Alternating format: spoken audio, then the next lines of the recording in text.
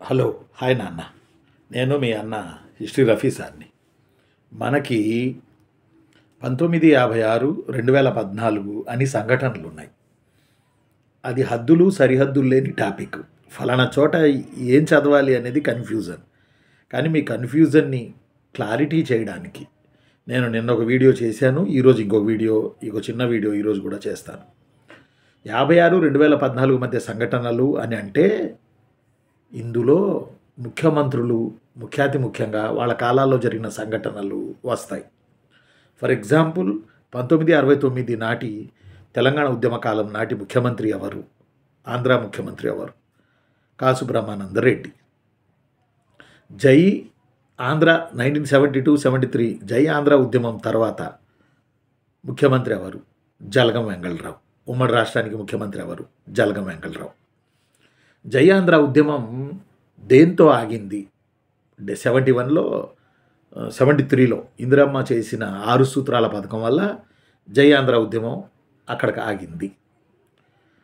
కాబట్టి ఈ అంశాలు కొన్ని మనం ఈరోజు వివరణాత్మకంగా తెలుసుకోవడానికి ప్రయత్నం చేద్దాం. రెడీ కదా మీరు? ఒక చిన్న లైక్ చేయండి, సబ్స్క్రైబ్ చేయండి, షేర్ చేయండి. నేను మీకు పాఠం ఇప్పుడు మొదలేస్తున్నాను. లైక్ చేశారు కదా, ఇప్పుడు స్టార్ట్ చేస్తాను. ఇది ఎక్కడి నుంచి రావాలి? కాసు బ్రహ్మానందరెడ్డి గారి టైంలో 1969లో భారీ ఎత్తున జై తెలంగాణ మూమెంట్ వచ్చింది. ఈ మూమెంట్ వల్ల కాసు బ్రహ్మానందరెడ్డి గారు రాజీనామా చేశారు. తరువాత పివి నరసింహారావు గారిని సీఎం చేశారు. సీఎం అయిన తర్వాత ముల్కీల విషయంలో చిన్నపాటి సైద్ధాంతిక విభేదాలు వచ్చి జై ఆంధ్ర ఉద్యమం వచ్చింది. జై ఆంధ్ర ఉద్యమం తర్వాత జలగం వెంగళరావు గారిని సీఎం చేశారు. ఖమ్మం జిల్లాకు చెందిన జలగం వెంగళరావు గారిని సీఎం చేశారు. జై ఆంధ్ర ఉద్యమం 6 సూత్రాల వల్ల ఆగింది. 1973లో 6 సూత్రాలు ఏంటి? ఇవన్నీ మన సిలబస్సేగా, ఇవన్నీ తెలంగాణ సిలబస్సేగా. రాజకీయంగా మనం విడిపోయినా బట్ హిస్టరీని ఆడబెడదీయగలం. శాతవాహనుల కానుంచి కల్చర్ని, హిస్టరీని, ఇవన్నీ మనం ఇట్లా చేసి ఇది మీది ఇది మాది అని అనలేము. పెనవేసుకుపోయిన రక్తబంధం కలిగిన అన్నదమ్ముల చరిత్ర ఇది. తెలంగాణ కానీ ఆంధ్ర కానీ ఇద్దరు అన్నదమ్ములు, సొంత అన్నదమ్ములు, తెలుగు అన్నదమ్ములు. చరిత్రను చేల్చలేము. పొలిటికల్గా చేయగలిగాం కానీ బట్ చరిత్రని మాత్రం ఇలా చేల్చలేము. అందువల్లే నిన్న టీజీపీఎస్సీలో చంద్రబాబు నాయుడు గారి మీద 2-3 ప్రశ్నలు వచ్చినాయి. అలానే ఏపీపీఎస్సీలో కూడా జై తెలంగాణ ఉద్యమానికి సంబంధించి ఇడ్లీ సాంబార్ గోబ్యాక్ ఉద్యమం గురించి, మలివిడత ఉద్యమం గురించి ఖచ్చితంగా బిట్లు వస్తాయి. కారణం ఏంటంటే 56 2014 మధ్య సంఘటనలు అన్నారు కాబట్టి. సరే, ఈ నేపథ్యంలో ఫస్ట్ ఏం చెప్తానంటే మీకు నా నోట్స్లో నేను తయారు చేసుకున్నటువంటి నోట్స్లో ఫస్ట్ ఏం చెప్తానంటే జై బాగా వినాలి. బాగా బాగా బాగా 1969 జూన్ 27న జై తెలంగాణ ఉద్యమం వల్ల కాసు బ్రహ్మానందరెడ్డి గారు రాజీనామా చేశారు. 69 జూన్ 27న కాసు బ్రహ్మానందరెడ్డి గారు రాజీనామా చేశారు. రాజీనామా చేసినప్పటికీ హైకమాండ్, ఇందిరాగాంధీ హైకమాండ్ ఏం చెప్పిందంటే 71 సెప్టెంబర్ 21 వరకు మీరు ఉండండి, తర్వాత ముఖ్యమంత్రిని నియమిస్తాము. అప్పటికే జై తెలంగాణ ఉద్యమం బ్రహ్మాండంగా నడుస్తుంది. తదుపరి 71 సెప్టెంబర్ 21న పివి నరసింహారావు గారు ఇందిరాగాంధీ ఆశీస్సులతో ఉమ్మడి ఆంధ్రప్రదేశ్కి సీఎంగా ప్రమాణం చేశారు. మళ్ళీ చెప్తా చూడండి. జై తెలంగాణ ఉద్యమం వల్ల కాసు బ్రహ్మానందరెడ్డి గారు రాజీనామా చేశారు. అయితే వారు 69 జూన్ 27న రాజీనామా చేశారు. 71 సెప్టెంబర్ 21 వరకు కొనసాగారు ఆపద్ధర్మంగా. తర్వాత ఇందిరమ్మ ఆశీస్సులతో, ఇందిరమ్మకు ముద్దు బిడ్డ అని పిలిచేవాళ్ళు పివి నరసింహారావు గారిని, వారిని 71 సెప్టెంబర్ 21న ఇందిరమ్మ జై తెలంగాణ ఉద్యమాన్ని కంట్రోల్ చేయడానికి తెలంగాణ బిడ్డ పివి నరసింహారావు గారిని సీఎం చేయడం జరిగింది. తెలంగాణ బిడ్డ అంటే ఈ నేపథ్యంలో నేను వాడడం జరిగింది. కానీ పివి నరసింహారావు గారిని తెలంగాణ బిడ్డ, ఆంధ్ర బిడ్డ అంటానికి లేదు. ఆ మహానుభావుడు అందరి లెజెండ్, అందరి సెలబ్రిటీ, అందరి దేవుడు. ఆయన ఆ ప్రాంతం ఈ ప్రాంతం అని మనం చేయకూడదు, కళ్ళు పోతాయి. ఆయన ప్రధానమంత్రిగా చేసిన రెండో తెలుగు వ్యక్తి, మొదటి తెలుగు వ్యక్తి గన్నమ నాయుడు. ఇది పీరియడ్ ఆఫ్ ఫిరోజ్ షా తుగ్లక్. ఆ గన్నమ్మ నాయుడే వరంగల్ నుంచి తీసుకెళ్లబడినటువంటి బ్రాహ్మణ నాయకుడు. ఆయన ఢిల్లీకి ప్రధానమంత్రిగా చేశాడు ఫిరోజ్ షా తుగ్లక్లో మధ్యయుగంలో. తర్వాత పివి నరసింహారావు గారు. ఇద్దరు బ్రాహ్మణులు కూడా అనకూడదు, మనవాళ్ళు ప్రధానులుగా పనిచేశారు. సరే, పివి నరసింహారావు గారు వచ్చారు, ముఖ్యమంత్రి అయ్యారు. అయితే ఇదే టైంలో ఇందిరాగాంధీ ఏం చేసిందంటే 71లో పాకిస్తాన్తో యుద్ధం చేసి బంగ్లాదేశ్ను విడిపించారు ఇందిరమ్మ. అప్పుడు ఆ నేపథ్యంలో ఆమె మీద అబ్బో విపరీతమైన ఫ్యాన్సింగ్ ఏర్పడింది ఇండియా మొత్తం. ఇప్పుడు ఎట్టయితే ఇండియాలో గెలవాలి అంటే పాకిస్తాన్ మీద లేకపోతే ఉగ్రవాదుల మీద మట్టుబెట్టి జై కిసాన్, జై జవాన్, జై విజ్ఞాన్ అన్నట్టుగా ఆ రోజుల్లో ఇందిరమ్మ పాకిస్తాన్ని ఓడించి బంగ్లాదేశ్ ఏర్పాటు కారణమైంది ఆవిడ. అప్పుడు ఆమె పేరు ప్రఖ్యాతులు ప్రపంచానికి వ్యాపించాయి. అందులో తెలివిగా ఆ మహాతల్లి ఏం చేసింది, మధ్యంతర ఎన్నికలకు వెళ్ళిపోయింది 1971లో. ఇండియా మొత్తం కుమ్మేశారు ఆమె ఓట్లు. కానీ తెలంగాణ ప్రాంతంలో మాత్రం 14 ఎంపీ స్థానాలకి 10 తెలంగాణ ప్రజాసమితి గెలిచింది, కానీ ఇందిరమ్మ గెలవాల.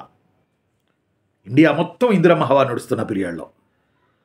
అంటే అర్థం, తెలంగాణ ఆకాంక్షను ప్రజలు ఈ ఓట్ల ద్వారా తెలియజేశారు. అప్పుడు తెలంగాణ ప్రజాసమితి అని ఉండేది, దానికి 14కి 10 ఎంపీ స్థానాలు ఇచ్చారు. ఇందిరాగాంధీ బిత్రపోయింది, అంతా నాకు ఓటేస్తే తెలంగాణలో నాకు ఓటేయలేదు, తెలంగాణ కొరకు, తెలంగాణ ఆకాంక్షల కొరకు ఓటేశారు అని చెప్పి. పివి నరసింహారావు గారు ప్రమాణ స్వీకారం చేయగానే ఆయన చేసిన ఒక చిన్న పని ఏంటంటే, భూముల అన్యాక్రాంత చట్టాన్ని తేవాలని ప్లాన్ చేసిండు ఆయన. తెలంగాణలో ఉన్న భూస్వాములు, ఆంధ్ర రాయలసీమలో ఉన్న భూస్వాముల దగ్గర ఉన్నటువంటి భూమిలో 18 ఎకరాలు మాగాణి, 34 ఎకరాల మెట్ట తప్ప మిగతాది మొత్తం మేము లాక్కుంటాం, సీలింగు అని. ఇది వారు చట్టసభల్లో అవుతుందో లేదో ఆర్డినెన్స్ పాస్ చేశారు పివి నరసింహారావు గారు. ఇక అది చట్టం అవుతుంది. చట్టం అయ్యే లోపు ఎలాగైనా పివి నరసింహారావుని దించేయాలని ఆంధ్ర ప్రాంతపు భూస్వాములు, తెలంగాణ ప్రాంతపు భూస్వాములు వాళ్ళ భూముల్ని కాపాడుకోవడానికి ఒకటయ్యారు. ఒకటే ఎప్పుడు టైం వచ్చిందా పీవీని ఓ పట్టుబడదాం. ఆయన ఏంటంటే ఇవన్నీ విడిపించి పేద ప్రజలకు పంచుదామని ఆయన ఓ పట్టుబడదాం అని అనుకుంటున్నారు పివి నరసింహారావు. భూస్వాములు. ఈ నేపథ్యంలో 2 తీర్పులు వచ్చాయి పివి నరసింహారావు గారు సీఎంగా ఉన్నప్పుడు. ఆ 2 తీర్పుల్లో ఒకటి 1972 ఫిబ్రవరి 14న వచ్చింది. ఆ తీర్పు ఏంటంటే, ముల్కీలు చెల్లవు, అందరూ ఉమ్మడి ఆంధ్రప్రదేశ్లో ఒకటే అని హైకోర్టు తీర్పిచ్చింది పివి నరసింహారావు గారి హయాంలో 1972 ఫిబ్రవరి 14. దీంతో తెలంగాణ వాసుల్లో ఆందోళన మొదలై తెలంగాణ మేధావులు, పోరాటదారులు అందరూ కలిసి ముల్కీ ఉద్యమాన్ని ప్రారంభించడం మొదలేశారు. ఇదే నేపథ్యంలో పివి నరసింహారావు గారు ఏం చేశారంటే, హైకోర్టు ఇట్లా అందగా దాన్ని సుప్రీంకోర్టుకి వెళ్ళారు. సుప్రీంకోర్టు 1972 అక్టోబర్ 3న ముల్కీలు చెల్లుతాయి, తెలంగాణకి రక్షణ కావాలి, అసలు ఆ రక్షణ అంటూనే 56 ఫిబ్రవరి 20న పెద్ద మనుషుల ఒప్పందం జరిగింది, అసలు రక్షణ లేకపోతే ఎలాగా అని సుప్రీంకోర్టు తీర్పిచ్చి ముల్కీలు చెల్లుతాయంది. ఇప్పుడు 1972లో జై ఆంధ్ర, జై జై ఆంధ్ర, జై ఆంధ్ర ఉద్యమం వచ్చింది. జై ఆంధ్ర ఉద్యమం విరివిగా సాగుతున్నప్పుడు పివి నరసింహారావు గారు రాజీనామా చేయక తప్పింది కాదు. 1973 జనవరి 17న పివి నరసింహారావు గారు రాజీనామా చేశారు. అప్పుడు బాగా గుర్తుపెట్టుకోవాలి, ఆంధ్రప్రదేశ్లో 56 తర్వాత సంఘటనలు చిన్నులు. పివి నరసింహారావు గారు 73 జనవరి 17న రాజీనామా చేశారు. పాపం పివి నరసింహారావు గారిని గట్టిగా ఓ 2 years కూడా ముఖ్యమంత్రిగా పాపం ఆయన ఉండలా. దేశానికి 5 ఏళ్ళు ప్రధాని, వెంటిలేటర్ మీద ఉన్న కాంగ్రెస్ని బతికించిన ప్రధాని పివి నరసింహారావు. బట్ ఉమ్మడి ఆంధ్రప్రదేశ్కి 2 ఏళ్ళు కూడా ఆయన పాపం నిండా ఉండలే. ఆయన రాజీనామా చేశారు జై ఆంధ్ర ఉద్యమం వల్ల. అప్పుడు 1973 జనవరి 18 నుంచి డిసెంబర్ 10 వరకు ఇంచుమించు 320 రోజులు ఆంధ్రప్రదేశ్లో రాష్ట్రపతి పాలన వేశారు. రాష్ట్రపతి పాలన ఎన్నిసార్లు వేశారు అంటే బిడ్డ చదువుకుంటారు మీరు. అలా ఎందుకు వేశారు? 1973 జనవరి 17న ఆయన రాజీనామా చేశారు. 73 జనవరి 18 నుంచి డిసెంబర్ 10 వరకు మొత్తం ఆ సంవత్సరం 73 సంవత్సరం మొత్తం ఇంచుమించు జనవరి 18 నుంచి 1973 జనవరి 18 నుంచి డిసెంబర్ 10 వరకు రాష్ట్రపతి పాలన విధించారు. సుమారు 320 రోజులు. ఇక్కడ చూడండి, మళ్ళీ మీకు పివి కాలంలో 1972 ఫిబ్రవరి 14న హైకోర్టు ముల్కీలు చెల్లవు అని తీర్పు వచ్చింది. దీంతో ముల్కీ ఉద్యమం స్టార్ట్ అయింది. ముల్కీలపై పివి నరసింహారావు గారు సుప్రీంకోర్టుకి వెళ్ళారు. 72 అక్టోబర్ 3న సుప్రీంకోర్టు ముల్కీలు చెల్లుతాయని ప్రకటించింది. దీంతో 1972 జై ఆంధ్ర ఉద్యమం వచ్చింది. దీనివల్ల పివి నరసింహారావు గారు 73 జనవరి 17న రాజీనామా చేశారు. మళ్ళీ రెండోసారి చెప్తున్నా, 73 జనవరి 18 నుంచి డిసెంబర్ 10 వరకు 320 రోజులు రాష్ట్రపతి పాలన విధించడం జరిగింది. ఈ నేపథ్యంలో ఈ టైంలో ప్రత్యేక ఆంధ్ర ఉద్యమం వచ్చింది. జై ఆంధ్ర, జై జై ఆంధ్ర, మమ్మల్ని ఆంధ్ర చేసేయండి. ఈ ఉద్యమంలో 9 మంది ఆంధ్ర ప్రాంతంలో మంత్రులు రాజీనామా చేశారు. బివి సుబ్బారెడ్డి గారు శాసనసభ స్పీకర్ రాజీనామా చేశారు. కాకాని వెంకటరత్నం గారు ఈ ఉద్యమంలోనే పాపం గుండెపోటు వచ్చి చనిపోయారు. వసంత నాగేశ్వరరావు గారు, జాగర్లమూడి చంద్రమౌళి గారు, ఇలా గౌతు లచ్చన్న గారు, నిన్న మొన్న టాపిక్ వచ్చింది మనకి గౌతు లచ్చన్న గారిని కూడా ఎందుకో ఒక క్యాస్ట్కి పరిమితం చేస్తున్నారబ్బా, ఇది తప్పబ్బా, దండం పెడతానబ్బా, ఆయన లెజెండ్ అబ్బా, పెద్ద మనుషుల ఒప్పందంలో సంతకం చేసిన మనిషి అబ్బా గౌతు లచ్చన్నని, పొట్టి శ్రీరాములు గారిని, వీళ్ళందరినీ ఒక క్యాస్ట్కి పరిమితం చేస్తున్నారు. ఆ క్యాస్ట్ వాళ్ళే పెట్టుకుంటున్నారు. ఎంత ఎంత ఎంత ఘోరం. వాళ్ళు లెజెండ్స్ అబ్బా, వాళ్ళకి క్యాస్ట్ లేదు, అందరి కోసం ప్రాణాలు అర్పించిన మనుషులబ్బా గౌతు లచ్చన్న. 69లో గౌతు లచ్చన్న గారు జై తెలంగాణ ఉద్యమాన్ని సమర్థించారు. ఆర్టీసీ క్రాస్ రోడ్స్ నుంచి సికింద్రాబాద్ వరకు ర్యాలీ తీశారు గౌతు లచ్చన్న గారు. మీరు అడుగుతుంది సహేతుకమే, విడిపోదాము, న్యాయబద్ధంగా విడిపోదామని 69లో. ఆ తర్వాత జై ఆంధ్ర ఉద్యమంలో పాల్గొన్నారు. పెద్ద మనుషుల ఒప్పందంలో అంతకుముందు 56లో ఉన్నారు కాబట్టి 69 మూమెంట్లో పెద్ద మనుషుల ఒప్పందం సరిగా అమలు జరగలేదని తెలుసుకునే పాపం వాళ్ళకి మద్దతు ఇచ్చారు. ఈరోజేమో ఆయన్ని ఒక కులానికో ఒక ప్రాంతానికో లిమిట్ చేస్తున్నారు. గౌతు లచ్చన్న గారిని ఏం చేయాలి? ఈ రాజకీయ నాయకులను ఏం చేయాలబ్బా? పొట్టి శ్రీరాములు గారిని ఒక క్యాస్ట్ పరిమితం చేస్తున్నారబ్బా, ఏం చేయాలబ్బా? వీళ్ళని రోధిస్తుంది మనసు. ఏం చెప్పు, మీకు చెప్పుకో, ఎవడికి చెప్పు సావాలి నేను, ఎవడిని చేస్తాడు ఈ రణకొండ ధోనుల్లో? హృదయం ద్రవించిపోతుంది. ఏందా ఇట్లా లెజెండ్స్ని ఒక ప్రాంతానికి ఒక కులానికి పరిమితం చేస్తారేంది? సరే, ఎనీహౌ ఎక్కడి దాకా వచ్చాం? రాష్ట్రంలో 73 జనవరి 18 నుంచి డిసెంబర్ 10 వరకు పివి నరసింహారావు గారు రాజీనామా చేయడం వల్ల రాష్ట్రపతి పాలన ఇంచుమించుగా సంవత్సరం వేశారు. ఆ టైంలోనే జై ఆంధ్ర ఉద్యమం, జై ఆంధ్ర ఉద్యమం వచ్చింది. అయితే ఈ ఉద్యమం చల్లబరచడానికి ఇందిరాగాంధీ ఏం చేసిందంటే 1973లో జై ఆంధ్ర ఉద్యమాన్ని కంట్రోల్ చేయడానికి 6 సూత్రాల పథకాన్ని తెచ్చింది.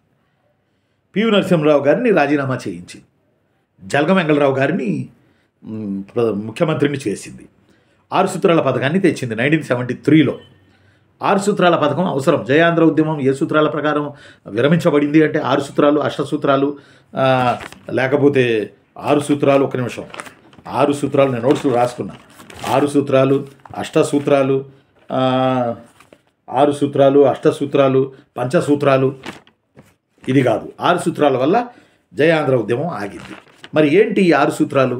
ఇందిరమ్మ చెప్పిన 6 సూత్రాలు ఏంటి? జై ఆంధ్ర ఉద్యమం ఆగింది.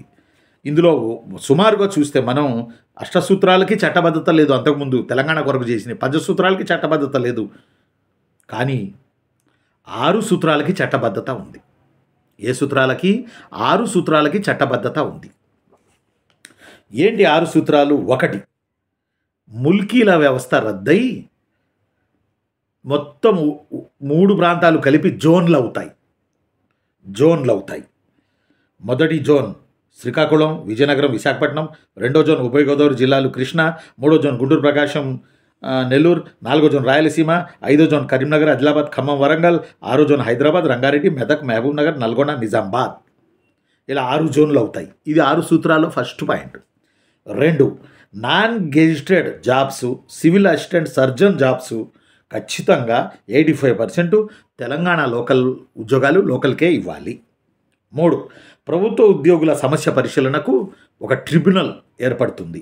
4, రాష్ట్రంలోని అన్ని వెనుకబడిన ప్రాంతాలకి పెద్ద మనుషుల ఒప్పందంలో తెలంగాణకి ప్రాంతీయ మండలాన్ని పెట్టారు. బట్ ఇప్పుడు ఇక్కడేంటి, అన్ని 3 ప్రాంతాలకి 3 ప్రాంతీయ మండళ్ళు ఏర్పడతాయి. ఒక్కొక్క మండలికి 100 కోట్లు కేటాయిస్తాం. హైదరాబాద్ డెవలప్మెంట్కి 10 కోట్లు కేటాయిస్తాం. ఈ ప్రాంతీయ సంఘం అధ్యక్షుడికి మంత్రి హోదా ఉంటుంది. ఇది 4వది. 5, హైదరాబాద్లో సెంట్రల్ యూనివర్సిటీ ఏర్పాటు చేస్తాం. 6, ఈ 5 సూత్రాలు అల్లాటప్ప కాకుండా 6వ సూత్రం ఏంటంటే పై 5 సూత్రాలకు చట్టబద్ధత తెస్తాం, ఉల్లంఘించడానికి వీలు లేకుండా అని ఈ 6 సూత్రాలు ఇందిరమ్మ తీసుకురావడంతో జై ఆంధ్ర ఉద్యమం ఆగి జలగం వెంగళరావు సీఎంగా మళ్ళీ ఒడిదుడుకుల కాపురం, ఒడిదుడుకుల సంసారం మళ్ళీ మొదలైంది. అయితే ఈ ముల్కీ ఇక్కడ యాక్చువల్గా ముల్కీల రక్షణ అనేది 6 సూత్రాలతో పోయింది. అప్పుడు దాకా రక్షణ ఉండే ఏదో ఒకటి, రక్షణ పోయి జోన్లు అయింది. అప్పుడు పివి నరసింహారావు గారిని అన్నారంట తెలంగాణ జాతిపిత జయశంకర్ సార్. ఏమన్నారంటే పివి నరసింహారావు గారి వల్ల వచ్చేవి రాకపోగా ఉన్నాయి ఊడిని అని. రక్షణలు మొత్తం పోయినాయి, ముల్కీలు రద్దు లేదా ముల్కీలు కొనసాగాల అన్న చోటే జై ముల్కీ, జై తెలంగాణ ఉద్యమం, జై ఆంధ్ర ఉద్యమం అని వచ్చినాయి. ఇప్పుడు ఆ 2 రద్దయిపోయినాయి. పివి నరసింహారావు గారు ఇట్లా చేశారు అనేది కూడా జయశంకర్ సార్ రాసిన బుక్లో మీరు ఒకసారి చదివితే మీకు అర్థమవుతుంది. ఏదేమైనా ఆంధ్ర తరపున మొన్న పెద్ద మనుషుల ఒప్పందం ఈ సూత్రాల మీద చాలా బిట్లు అడిగాడు. తెలంగాణ ఉద్యమాల పేపర్ మీద టీజీబీఎస్సీలో ఎన్ని చెప్పానో, టీజీబీఎస్కి 4 నోట్సులు ఇవి, ఆఫ్లైన్ అండ్ ఆన్లైన్ దిగిని. 150లో 120 మన నోట్స్ నుంచే దిగినాయి. ఇది బిల్డప్ కాదు. ఈ రకంగా తయారు చేస్తే రాక ఆడకపోతాయి. ఈ రకంగా తయారు చేసి చెబితే పిల్లలకి రాక ఆడకపోతాయి ఉద్యమాల పేపర్లో. ఈ రకంగా తయారు చేసి చెబితే ఇవి రాసిని, ఈ రకంగా తయారు చేసి చెబితే. కాబట్టి ఇవి 56 తర్వాత అంటే ఇవి ఏపీపీఎస్సీ కింద కూడా వస్తాయి, ఏపీ హిస్టరీలో వస్తాయి. 56 తర్వాత మార్కులు పెట్టినోడే మగాడు మొనగాడు. ఎందుకు అని అంటే ఇది హద్దులు లేని టాపిక్స్ ఇవి. అందువల్ల ఇవి కంట్రోల్గా మనం చదవాలి. ఈరోజు పివి నరసింహారావు గారు ఎందుకు వచ్చారు? ఇంకోటి కూడా చూడండి, ఈ ఉద్యమాల జై తెలంగాణ జై ఆంధ్ర ఉద్యమాల సందులో పడి పివి నరసింహారావు గారు ఈ సీలింగ్ వేశారే 18, 32, 33 అని చెప్పి సీలింగ్ వేశారు కదా. ఇది ఈ చట్టం ఆర్డినెన్స్ తెచ్చారని చెప్పాను మీకు. పివి నరసింహారావు గారు ఒక ఆర్డినెన్స్ తెచ్చారు అని చెప్పాను కదా నేను. ఆ పివి నరసింహారావు గారు తెచ్చినటువంటి ఈ ఆర్డినెన్స్లో 18 మాగాడి 34 ఎకరాల మెట్ట. అసలు ఇది ఎడిపోయిందో పోయింది ఇది. ఫలితంగా భూస్వాములకి భూములు మిగిలిపోయినాయి. చాలా తెలివిగా భూములు కాపాడుకోవడానికి ల్యాండ్ లార్డ్స్ 2 ప్రాంతాల్లో ఒకటే ఇద్దరు కలిసి రాష్ట్రాన్ని కింద మీద చేశారు అని కూడా ఒక వాదన ఉంది. అర్థమవట్లా? వాళ్ళ భూములు లేకపోతే చట్టం అయిందంటే భూస్వాముల భూములన్నీ పోతాయి. అది అవ్వకుండా చేసి పడేశారు. జయాంధ్ర ఉద్యమంలో కొంతమంది దూరి, తెలంగాణ ఉద్యమంలో కొంతమంది భూస్వాములు దూరి మద్దతులు ఇచ్చి అనే వాదన కూడా లేకపోలేదు. హిస్టరీ ఆఫీసర్ నిజం చెప్తాడు. History officer become an Indian. I'm a Indian, మేరా భారత్ మహాన్, ఐఎమ్ ఏ ఇండియన్. నేను అది ఇది అని కాదు, ఏ ప్రాంతం కాదు, I'm a Indian. Yes, I'm a Indian. కాబట్టి ఈరోజు మీరు కాసు బ్రహ్మానందరెడ్డి ఎందుకు రాజీనామా ఇచ్చారు? కాసు బ్రహ్మానందరెడ్డి గారు కూడా కొంచెం చమత్కారట. ఇన్ని కోట్లు ఆంధ్రాకి తీసుకెళ్లారు అని చెప్పి శాసనసభలో చెబితే కాసు బ్రహ్మానందరెడ్డి గారు అన్నారట మరి చెన్నారెడ్డి గారిని చూసి, ఏం కోట్లు, ఏం తీసుకెళ్ళాం, తొడుకునే కోట్ల అన్న ఎగతాళి చేశారట కాసు బ్రహ్మానందరెడ్డి. ఆంధ్రప్రదేశ్ ఏర్పడేటప్పుడు మిగులు బడ్జెట్లో ఉందబ్బా తెలంగాణ ప్రాంతం మొత్తం, ఇంకోటి మరాఠా, ఇంకోటి కర్ణాటక, అంటే కొన్ని జిల్లాలు ఆ రాష్ట్రాల్లో ఇట్లా ఎటకారం చేయకూడదు కదా. మలివిడత ఉద్యమంలో కిరణ్ కుమార్ రెడ్డి గారు కూడా పైసా ఇవ్వం రాసుకోండి అని. కోపం రాదు, అర్థమవట్లా. అందువల్ల 72లో విడిపోదామని అంటే ఇందిరాంగ మళ్ళీ మూడేసింది. 72లో విడిపోయి ఉన్నట్టయితే, 69లో విడిపోయి ఉన్నట్టయితే ఈరోజు ఎవరు బతుకు వాళ్ళు బతుకుతూ నెంబర్ 1 స్థానాల్లో ఉండే ఈ 2 రాష్ట్రాలు మూడేసుకొచ్చి తీసుకొచ్చి చివరికి ఈ పరిస్థితికి వచ్చింది. ఈరోజు మన శ్రీనివాస్ గౌడ్ అంటున్నారు, తెలంగాణ మాజీ మంత్రి, తిరుమలలో ఇలా జరుగుతుంది అని చెప్పి. తిరుమలలో వాల్యూ ఇవ్వట్లేదు తెలంగాణ మంత్రులకి, తెలంగాణ ప్రజలకి అంటున్నారు. దాంట్లో నిజమెంత అనేది మనం నిర్వచించలేం కదా, మనకు తెలియదు. బట్ ఆయన అంటున్నారు. అయితే ఆయన ఇంకో మాట కూడా అన్నారు, మేము రాష్ట్రం తెచ్చుకుందాం, రాష్ట్రం తెచ్చుకుంటే ఈ రాష్ట్రంలో కాంట్రాక్టర్లందరూ, వ్యాపారవేత్తలందరూ ఆంధ్ర వాళ్ళు బాగుపడడానికి వచ్చింది తప్ప మేము ఎక్కడ చూసినా వాళ్ళే ఉన్నారు కాంట్రాక్టర్లు, మరి తెలంగాణ తెచ్చుకున్నాం కానీ మేము బాగుపడింది లేదు ఈరోజు వరకు అని ఆయన అంటున్నారు. అంటే కాంట్రాక్టర్లకి మేలు, భూస్వాములకి మేలు, పారిశ్రామికవేత్తలకి మేలు, సినీ పరిశ్రమకు మేలు, రాజకీయ నాయకులకి మేలు, సంకనాగిపోయింది సామాన్య ప్రజలు 2 ప్రాంతాల్లో కూడా. ఇది బాధతో చెప్పగలను నేను. నాశనం అయిపోయింది ప్రజలే. అక్కడ అల్లాడుతున్నారు, ఆంధ్రప్రదేశ్లో అల్లాడుతున్నారు. వాళ్ళు బాగానే ఉన్నారు, వాళ్ళు ఇచ్చిపుచ్చుకుంటున్నారు. వాళ్ళు ఒకటే, కార్యకర్త మట్టి కొట్టుకుపోతున్నాడు. ఇది తెలుసుకుని సావాలి పిచ్చి జనాలు. ఎప్పుడు తెలుసుకుంటారో. సరే, ఏదేమైనా ఇది 6 సూత్రాల పథకం అంటే. మరి ఈ 6 సూత్రాల పథకాన్ని కూడా మనం అర్థం చేసుకోవాలి. ఆ తరువాత ముల్కీలు చెల్లవు, ఆ తర్వాత 6 సూత్రాల పథకం ప్రవేశపెట్టింది. దీనికి చాలా విమర్శలు కూడా వచ్చాయి. తెలంగాణకున్న రక్షణలన్నీ 6 సూత్రాల పథకం ప్రకారం పోయాయి అని చెప్పి. ఇక్కడ అనూహ్యంగా ఒక సమస్య వచ్చింది. హైదరాబాద్ ఆరో జోన్లో ఉంది. అయితే దీన్ని ఫ్రీ జోన్ అని, లేదా ఇంకొక జోన్ అని, రాష్ట్రపతి జోన్ అని, హైదరాబాద్ రాష్ట్రపతి నిర్ణయాలు తీసుకోవచ్చని, హైదరాబాద్లో అందరూ ఉద్యోగాలు సాధించవచ్చని, ఇలాంటివి కొన్ని వచ్చినాయి. అలాంటప్పుడు మళ్ళీ 371D అని మళ్ళీ రాష్ట్రపతి నుంచి ఉత్తర్వులు తీసుకొచ్చారు. అది మరో రక్షణ తెలంగాణకి. ఇలా రక్షణలు వచ్చే 56 తర్వాత మనం ఈ రాష్ట్రపు చరిత్ర, ఆ రాష్ట్రపు చరిత్ర అని మనం చదవలేం బాస్. కొన్ని పెనవేసుకుపోయి ఉంటాయి. అవి ఇరుపక్కలా మనం చదవాల్సిందే. ఎందుకంటే మనం పొలిటికల్గా విడిపోయినా మనం బ్రదర్స్మే, ఇద్దరం మనం సోదరులమే, తెలుగు ప్రజలమే, ఐతరేయ బ్రాహ్మణంలో చెప్పబడిన వాళ్ళం మనం. ఉండనా మరి? నేనురా నాన్న మీ అన్న హిస్టరీ రఫీసాన్ని.